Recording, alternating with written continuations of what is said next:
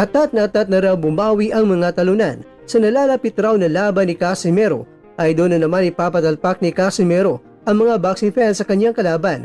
Maganda raw ito dahil magkakapera na naman ang mga naniniwala kay Casimero. Ang impormasyon na ito mga kwento ay talagang totoo, talagang post ito ng Cuadro Wallace It's My Boy. Dahil kung titingnan natin sa kanyang FB page ay narito, posted ang impormasyong ito.